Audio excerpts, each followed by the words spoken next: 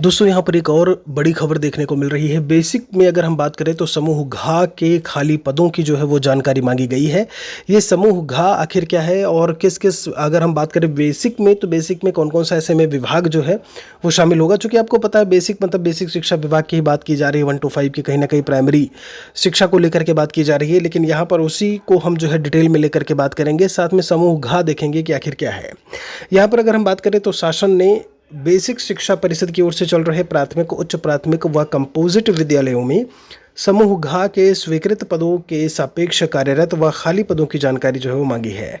महानिदेशक स्कूल शिक्षा विजय किरण आनंद ने सभी मंडलीय सहायक शिक्षा निदेशक बेसिक को इसके लिए पत्र भेजा है और उन्होंने कहा है विद्यालयों में निर्धारित प्रारूप पर समूह घ के पदों के बारे में सूचना उपलब्ध कराएं और उसके बाद ही उस पर जो है वो भर्ती देखने को मिलेगी। अब बात आती है समूह घ में जो है वो कौन सा पद होगा। जो आपको यहाँ पर मैं बताना चाहूँगा कि चतुर्थ श्रेणी का आपका जो है रिक्रूटमेंट है। यहाँ पर जब हम बात करते हैं तो एक पूरा आपका इनकी नियमावली जो है वो हमने डाउनलोड की है बेसिक शिक्षा विभाग से। इसमें आप देख पा रहे होंगे समूह घ कर्मचारी सेवा नियमावली है 1985, ठीक है।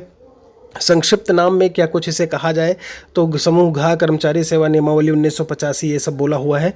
ये सारी बातें इसमें दी हुई हैं, ठीक है। अगर हम यहाँ से आगे चलते हैं, बात करते हैं कि इसमें कौन कौन से पद जो है वो शामिल होते हैं। तो देखिए समूह ग की अगर हम बात करते हैं तो समूह ग भर्ती का स्रोत में कौन कौन से हैं। तो इसमें चपरासी, संदेशवाहक, चौकीदार, माली, फराज, सफाई कर्मी की बात करें, पानी वाला भिस्ती दिया हुआ है, ठेलामैन है, अभिलेख उठाने वाला जो आपके रिकॉर्ड्स होते हैं उनकी अगर हम बात करें, ठीक है, तो उन सभी के बारे में यहाँ पर जानकारी दी हुई है। ऐसे ही अगर हम समूह, चूँकि सब जब यहाँ पर समूह ग की बात की गई है इसके अंतर्गत, तो देखिए इसमें अगर आपका समूह घ को लेकर के बात करते हैं तो समूह घ में ये सारा आपका दिया हुआ है और आप देखेंगे तो यही सारे पद जो है आपको, चूँकि मैंने कहा आपसे चतुर्थ श्रेणी कर्मचारी, ठीक है, तो आपका उसी ग्रेड में आता है और बाकी सारी बातें जो है वो इसमें बताई हुई हैं।